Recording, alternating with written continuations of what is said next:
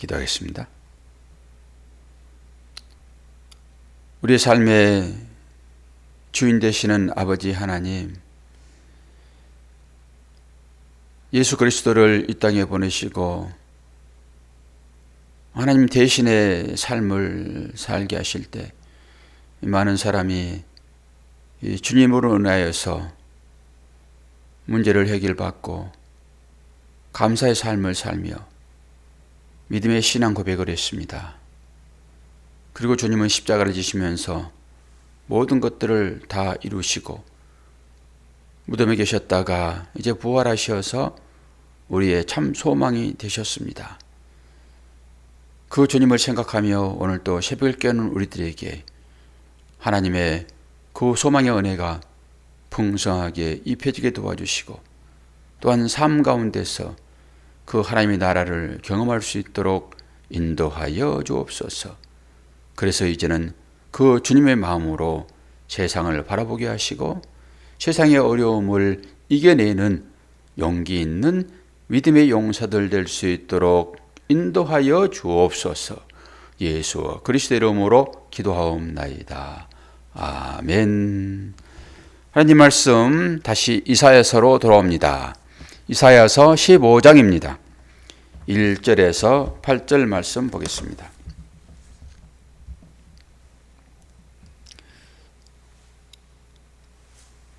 모압을 심판하시는 하나님입니다. 모압에 관한 경고라. 하룻밤에 모압 알이 망하여 황폐할 것이며 하룻밤에 모압 기르가 망하여 황폐할 것이라. 그들은 바잇과 디본 산당에 올라가서 울며 모압은 느보와 메드바를 위하여 통곡하는도다.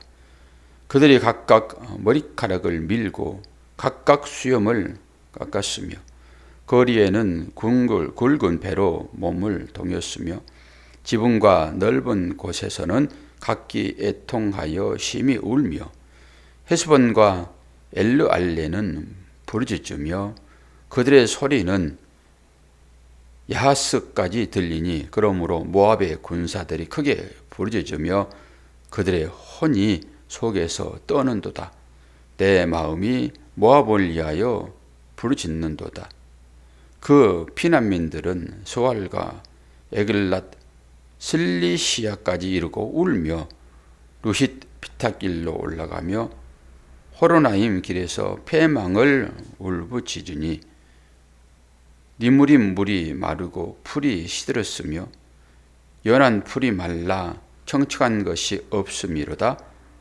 그러므로 그들이 얻은 재물과 쌓았던 것을 가지고 버드나무 시내를 건너리니 이는 곡성이 모압 사방에 들렸고 슬피 부르짖음이 에글라임에 이르며 부르짖음이 부엘 엘림에 미치며 디몬 물에는 피가 가득함이로다. 그럴지라도 내가 디몬의 재앙을 더 내리되 모압의 도피한 자와 그 땅에 남는 자에게 사자를 보내리라. 아멘. 모압을 하나님께서 징계를 하시는데 이 징계가 꼭 요한계시록에 나와 있는 것처럼 그렇습니다. 여러분이 여기에 이제 이름을 생전 처음 들어보는 그 이름들이 나오는데 이것은 전부 모압 성읍이에요. 잘 나가는 성읍이다 이렇게 보시면 되겠습니다. 우리가 모압에 대해서는 모압이 어떤 것인지를 잘 아시잖아요. 이제 모압은 그 뜻이 이제 아버지로부터 모압과 암몬의 탄생 배경을 아시죠? 아버지로부터 딱 들으니까 생각이 되어지잖아요.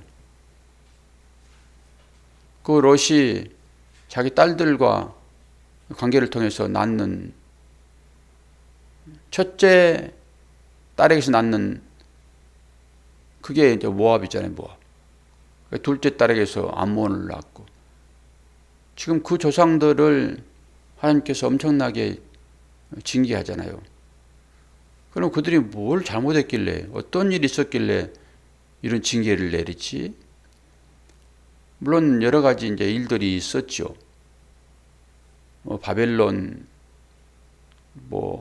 아수르 이런 큰 나라들은 당연히 하나님께서 징계하고 치는 것은 당연한 것이다라고 하지만 이런 잔잔한 나라들, 블레셋, 아수르나 바벨론이나 로마나 애굽이나 이런 것은 예수님께서 못 박힐 때 그 큰 대못 이 정도니까 그렇게 하지만은 이 모압이나 암몬이나 이 블레셋이나 이런 것들은 주위의 변방들, 이스라엘 변방들에 있는 것들이잖아요. 그러니까 이런 것들은 그 큰 나라에 비하면은 조그만 가시 정도. 그런데도 징계를 하는 것을 이제 보면서 하나님께서 왜 이렇게 세게 징계하시지? 그렇게 생각했습니다. 요 얘기를 조금 나눌 건데요. 오늘 제가 아침에 이제 오면서 이 꽃을 이제 어젯밤에 내놨다가 어젯밤이 아니라 어제 예배 끝나고 내놨다가 다시 올려놨는데 꽃이 여러분 너무 이쁘지 않습니까? 너무 멀게 보여서 잘 안 보입니까? 꽃 하나를 딱 보세요. 하나가 얼마나 예쁘게 잘생겼는지 진짜 잘 났거든요, 이 꽃이. 이런 여기 서양란 화려하니까 우리가 이제 그렇게 화려하구나 그렇게 보여주지만은 이 꽃 하나를 자세히 보세요. 조그맣지만은 아주 오밀조밀하게 아주 이쁘거든요. 저를 되게 아침에 기분 좋게 했거든요, 이게. 그래서 꽃을 사람들이 좋아하는구나, 이게. 그런데 이제 이것도 의미를 따져봐야 되겠죠? 전에는 맨날 학자처럼 원리만 얘기한다고 얘기를 하는데, 이게 좋은 거잖아요. 이것도 보면은, 기쁘게 하잖아요. 저를 기쁘게 하잖아요. 그러면 이걸로 만족해버리면 우리가 안 되니까, 우리는 어디까지 가야 됩니까? 하나님까지 올라가야 되겠죠? 그러면 나는 하나님 앞에서 어떤가? 하나님이 나를 보시면서 이렇게 제가 꽃을 보면서 기뻐한 것처럼 이렇게 기뻐할 것인가? 이거 생각해야 되잖아요. 그리고 그러지 않고 나만 만족해버리면은 이게 뭐예요? 하나님께서 이 꽃을 만드신 이유가 뭐예요? 저를 기쁘게 하는 거잖아요. 하나님 기뻐하시려고 꽃을 만들으셨을까요? 물론 그러기도 하겠지만은 사람들이 꽃을 보면 기뻐하잖아요. 인간이 기뻐하면 하나님도 기뻐하시죠. 특히 하나님 자녀가 기뻐한 삶을 살면 하나님 기뻐하지 않겠습니까? 자녀들이 행복하게 사는 거 보면서 부모가 만족함이 있죠. 그것처럼 우리가 모든 매사에 웃고 이렇게 기뻐하고 그러면 덩달아서 하나님도 기뻐하시겠잖아요. 그 삶을 사는 거죠. 그러면서 꽃만 보고 기뻐하고 우리가 기뻐하는 걸 하나님 기뻐하듯이 우리들도 하나님 기뻐하는 일들을 또 해야 되잖아요. 맨날 해죽해죽거리고 아무것도 안 하고 그냥 그러면은 그건 정신병자지. 뭔가 하면서 기쁘잖아요. 그래서 그걸 준 거란 말이에요, 여러분. 내가 기뻐하도록. 이웃사랑이 그렇게 나오는 거죠. 상대를 섬기면서 얼마나 기쁘냐고요. 어제 권사님 토요일 옥상 가보셨잖아요. 그러니까 여기가 참 좋구나 이런 생각이 들잖아요. 제가 성도들을 거기서 모시면서 식사를 제공하고 하면서 얼마나 제가 기뻐했겠냐고요. 제가 그거 자랑하려고 그러겠습니까? 그거 아무것도 아닌데. 저는 차원이 달라요, 여러분. 임시적으로 즐거움이 있지만은 저는 여기에 머물러 있지 않다니까요, 차원 자체가. 무슨 옥상에 그거 가지고 그렇게 즐거워합니까? 천국이 에덴 동산이 내 땅인데. 그런 생각을 가지셔야지. 그러면서도 불구하고 우리가 한계가 있는 것이니까 다른 곳에서는 큰 즐거움을 못 느끼니까 가까운 곳에서 한번 놀아봅시다. 그리고 사모는 열심히 음식 준비하고 저는 환경 꾸며주고 이래가지고 성도들이 여기 와서 그 1시간이라도 좀 즐거움을 느끼면 좋겠다. 그러면서 그걸 통해 가지고 하나님 나라의 가치가 또 이런 것일 수도 있구나 라고 그건 잊어버리세요. 이제 하나님 나라 한번 봤으면 그거 잊어버리는 거예요, 그냥. 그리고 에덴 동산, 그곳, 여기보다 억만 배 더 좋은 곳, 나 그곳으로 가야 되겠네. 라고 그것을 바탕 삼아서 믿음으로 한 발자국 나가야지. 다른 생각 가지면 여러분 안 되는 거예요. 똑같습니다, 이것도. 하나님께서 나를 보고 뭐 하여야 기뻐할까? 기뻐하실까? 그리고 그거에 관심 갖는 거예요.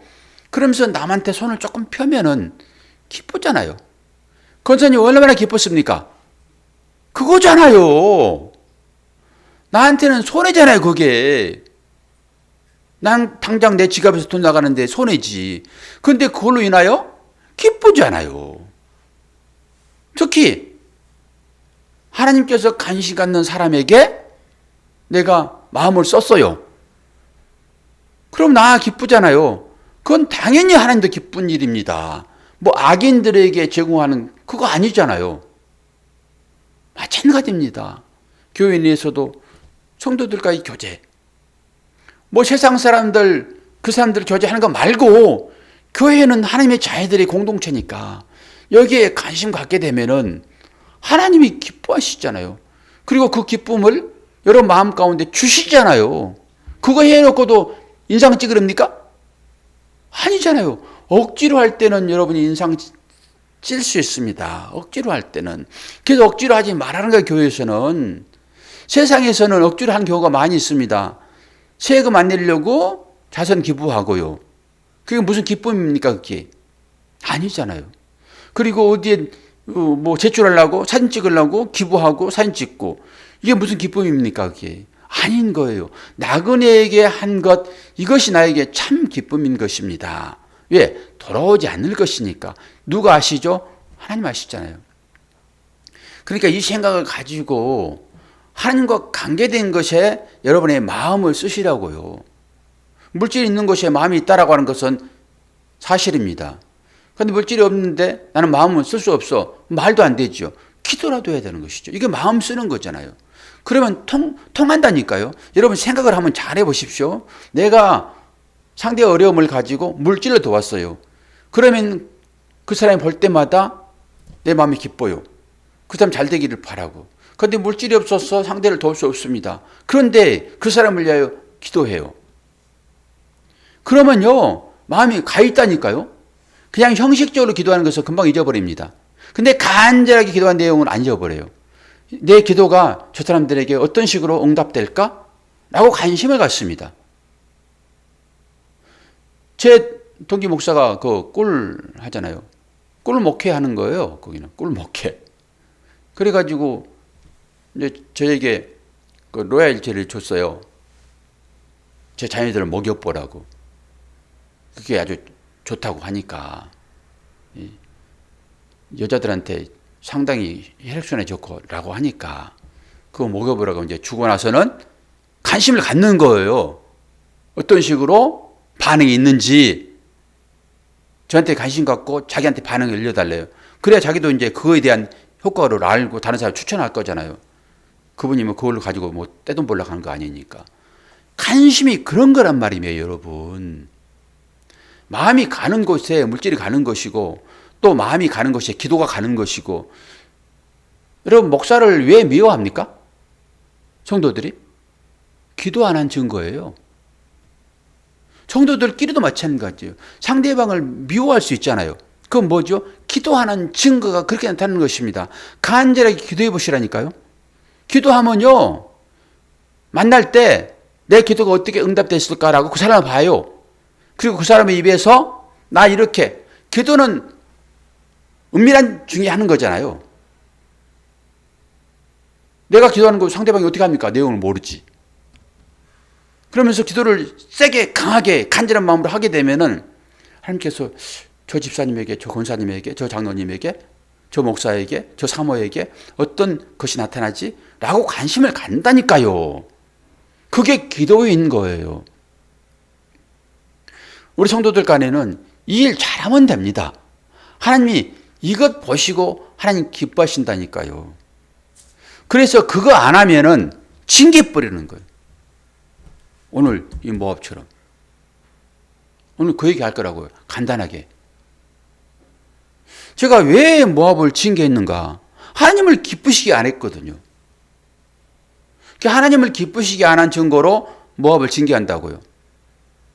그런데 또 하나님은 모압을 들어서 누구를 징계합니까? 이스라엘을 징계한다니까요. 전부 다 맥이 통해 있습니다. 제가 앞에 드리는 것은 우리의 삶의 실제인 거고 이 삶으로 드러나야 되잖아요. 하나님을 기쁘게 하는 일로 가야 되니까. 그러면 하나님께서는 우리 인간들을 어떻게 해서 당신이 기뻐하는 자로 만드는가예요. 그 채찍을 들어서 바르게 세우는 것입니다. 뭐 하시려고?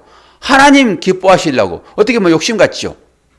그러나 이것이 우리에게 기쁨인 것이고 하나님께서 우리 인간을 만드신 이유예요. 하나님 기뻐하시려고요. 찬송 받으시려고 나를 지으셨다고요. 그러니까 하나님 기뻐하시는 일들을 당연히 우리가 해야 되겠죠. 모압이란 말은 뭐예요? 아버지로부터 뜻이 있어요. 그리고 여기에 나오는 모든 성읍들은 새로운 이름들은 성읍이란 말이에요. 제가 모압에 알 그래가지고 이 뭐야 알이? 그랬더니 아르면서 다 찾아보니까 성읍들입니다. 그러니까 이름이 좀 희한하다 그러면서 이게 뭐지? 라고 하지 마시고 전부 이스라엘의 아니 모압의 성읍들을 얘기를 하는 거예요. 그런데 이 사람들이 이 이스라엘과 함께 똑같은 일들을 행했습니다. 이 모압, 암몬은 같은 의미가 있습니다. 그리고 모압이 뭐 했냐 그러면은 발람을 꼬드겨 가지고 이스라엘을 저주하도록 합니다. 그리고 민수기 25장 보면은 그게 그대로 나타나 있는데요. 좀 이따 예레미야에서는 찾을 거예요. 그런데 민수기는 찾지 않아요. 제가 성경을 아침에 다 찾았습니다. 찾으면서 이제 이걸 당도했는데 민수기 25장 1절을 보면은 이스라엘이 시딤에 머물러 있더니 그 백성이 모압 여자들과 음행하기를 시작하니라. 여기 민수기 25장 여기는 지금 그 발락 나오는 거예요. 거기서 발람을 충동해가지고 이스라엘을 저주하라고 그러는데 저주는 못하잖아요. 하나님께서 그 입을 막아버리시죠. 그리고 저주하라고 그러면 그냥 축복하고 막 그러잖아요. 이 사건입니다. 그리고 마지막에 이 뇌물을 받은 거 있잖아요. 뇌물, 사람 눈을 멀게 하는 것입니다. 그런데 발락으로부터 뇌물을 받잖아요, 발람이. 그게 저주는 못합니다. 하나님이 입을 막아보는데 어떻게 저주합니까? 오히려 축복이 나오죠. 그래서 마지막 꾀 하나를 냈는데 이 꾀입니다, 이게. 마지막에 여기에 넘어가 버리는 거예요.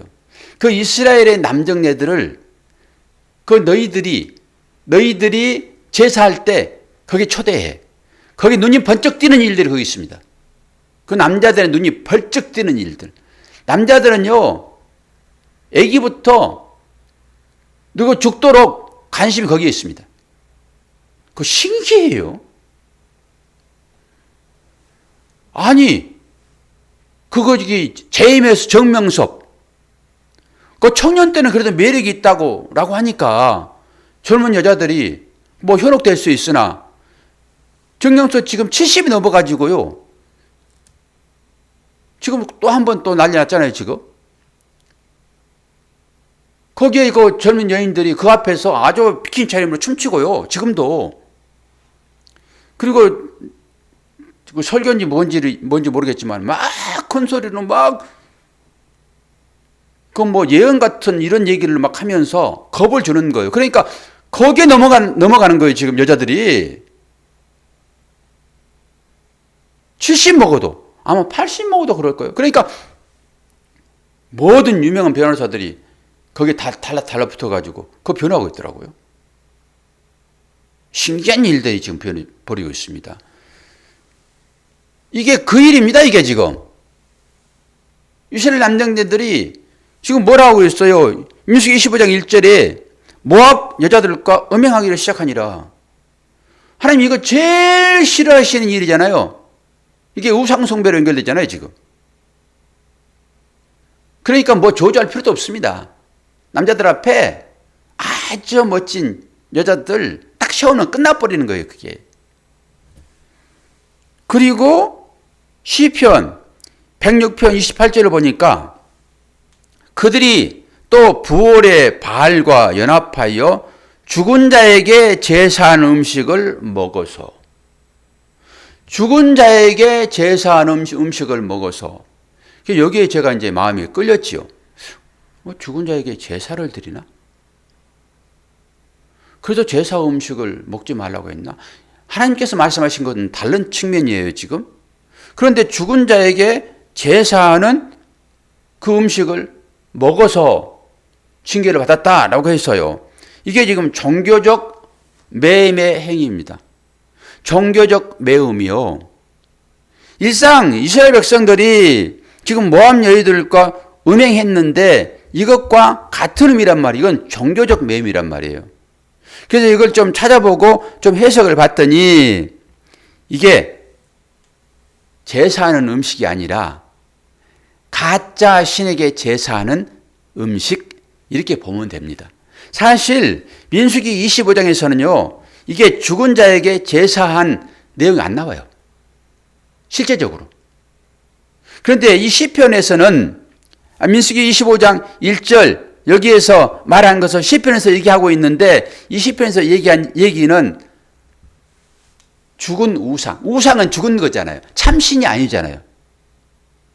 이게 제사와 연결되어 있습니다. 제사는 죽은 자에게 드리는 거잖아요. 죽은 자에게 제사하는 거예요. 우리는 이스라엘 백성은 누구에게 제사 드렸습니까? 하나님에게요. 사신 분이요. 그런데 제사는 조상에게 제사를 드리잖아요. 죽은 거예요. 그래서 지금 그 얘기를 하고 있단 말이에요. 이것 자체를 종교적 매음이라고 봐요. 종교적 매음. 하나님은 이거 제일 싫어하는 거예요. 그래서 인간들끼리 이 음행하는 것을 하나님은 이 종교적 매음으로 본단 말입니다. 다른 신에게 제사하는, 다른 신은 뭐예요? 다 죽은 거라니까요. 다른 신이 어디 있습니까? 하나님 신 외에 다른 것이 어디 있어요? 그 우상은 아무것도 아니라니까요. 그러니까 그 앞에 절하는 거 이거 아무것도 아닌 거예요. 그런데 죽은 것에 한다라고 하니까 하나님을 산 신으로 섬겨야 되는데 하나님을 죽은 신으로 섬겨버리는 거예요. 그 섬기 자체가. 그러지 않겠습니까? 조금만 들어가 보면 다 이해가 될 일 아닙니까? 하나님께 예배한다고 하면서 하나님을 죽은 자로 봐버리는 거예요, 이게. 웃긴 것들이잖아요, 이것들이. 그러니까 우상에 절하지 말아라라고 하는 거란 말이에요. 너는 왜 나를 죽은 자로 보니? 왜 죽은 신으로 나를 믿니? 이거죠, 이거. 우상 가까이 절한다라고 하는 거. 그거 아무것도 아니라니까요. 없어요. 그런데 하나님을 믿는 사람들이 그런 행위를 했다라고 하는 것은 뭐예요? 너는 나를 죽은 신으로 보는 거니? 그러니까 기도해놓고도 안 믿는 거죠, 뭐. 하나님을 믿지 않는 거죠. 우리의 삶이 그거 아닙니까? 당장 뭐가 이루어지지 않으면 하나님 죽으셨나? 죽은 신으로 매도된 행위가 되는 것이죠. 그러면서 예레미야서 찾아봐야 돼. 시간이 가더라도 조금 참고 인내합시다. 예레미야서 48장을 찾으세요. 사렘 바로 뒤에 있죠. 이게 지금 아침에 제가 여기서 답을 찾았으니까. 예레미야서 48장.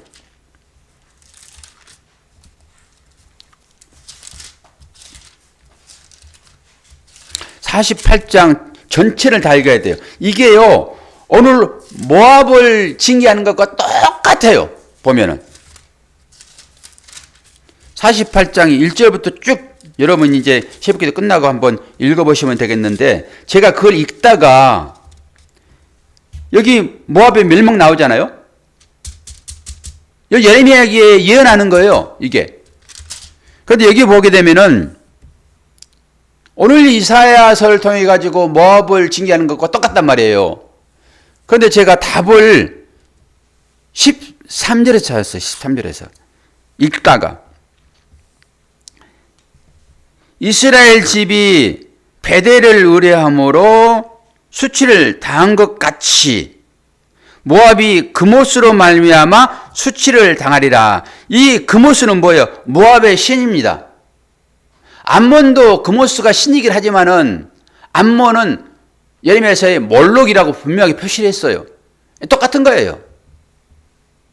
암몬은 몰록, 모압은 그모스. 이게 그들의 신이란 말이에요. 그런데 앞에 부분이 좀 이상했어요. 저한테는.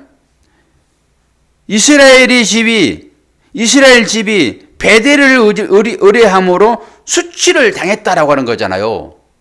그런 것처럼 모압이 그모스로 말미암아 수치를 당했다. 그러면 그모스와 그 베델은 같은 걸로 보는 거예요. 그리고 모압은 이스라엘로 보는 거고. 그런데 이스라엘 집이 베델을 의뢰함으로, 베델은 뭡니까?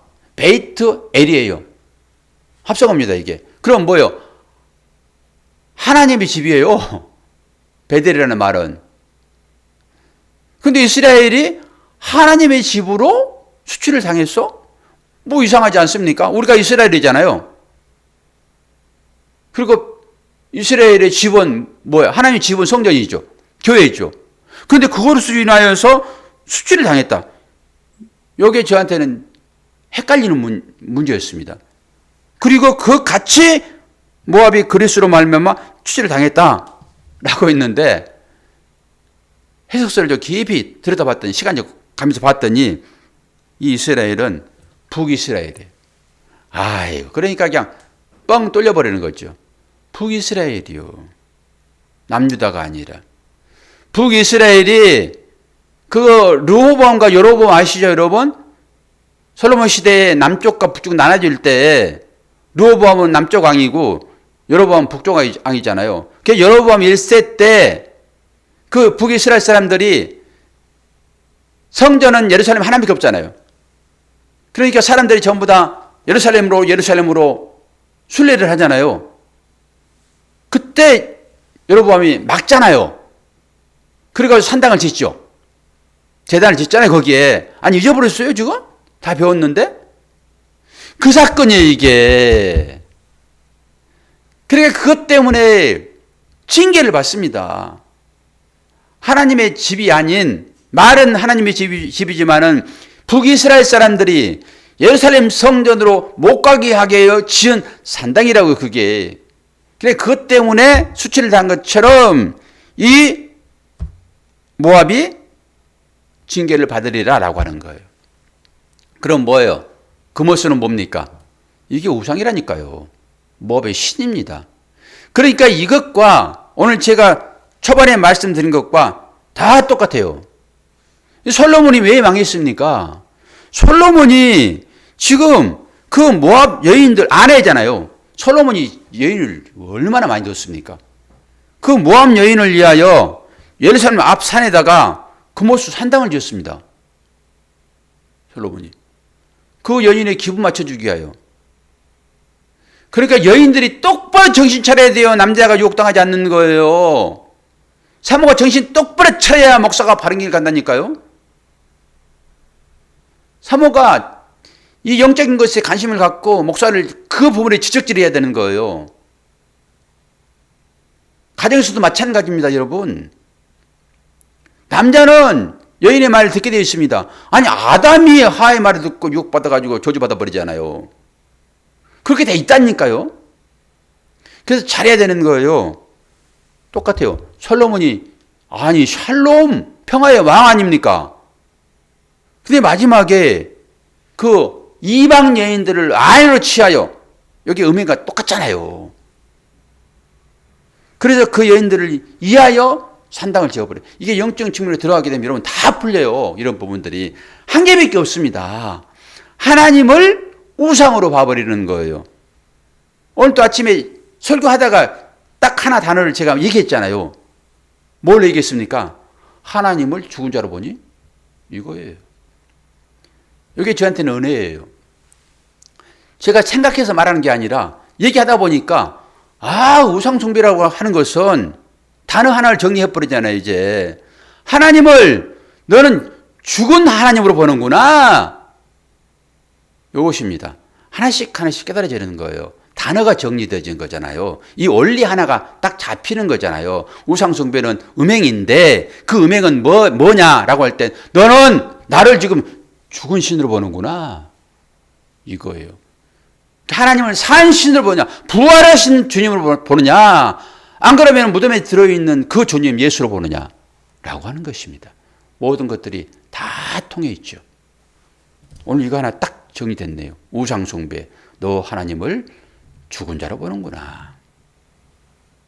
얼마나 선명합니까? 우상숭배라고 하면은 다른 것을 찾잖아요. 다른 곳에 가서. 그런데 우상숭배가 뭡니까? 하나님을 산 신으로 보지 않고 죽은 신으로 보는구나. 우리 모두가 다 하나님을 산 신으로 봅니까? 기도하는 내용을 보면 알죠. 죽은 신으로 봐요. 하나님. 진짜 눈 시퍼렇게 뜨고 내 앞에 계신 하나님으로 안 본단 말입니다.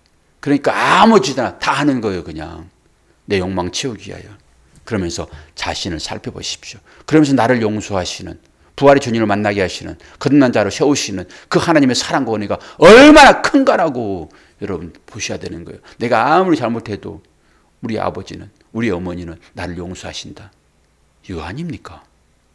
그냥 눈 감아주는 거예요. 그거 잘해서 그런 것이 아니라 이 하나님의 은혜를 깨달을 때 여러분 자유가 생기는 것이고 그 하나님 앞에 여러분 기도하게 되는 것입니다. 오늘 또 부활의 새벽을 깨우신, 그리고 새날을 맞이하신 여러분, 이 하나님 은혜가 오늘 또 저와 여러분의 삶 가운데 풍성하게 내리고 있음을 경험하시고 다른 사람을 주님의 마음 가지고 사랑하시기를 바랍니다. 기도하겠습니다. 아버지 하나님, 아버지의 사랑과 은혜를 감사합니다. 오늘 이사야서의 말씀을 통하여서 또 아버지의 마음을 읽어냈습니다. 하나님은 죽으신 분이 아니라 살아계신 참 신이심을 고백합니다. 오늘도 내 기도 소리에 귀 기울이시고 응답하시게 준비하시는 그 하나님 앞에 하나님께서 기뻐하실 그 기도 드림으로 마지막 예수의 이름으로 기도하게 하여 주옵소서. 그리고 응답받게 하여 주옵소서.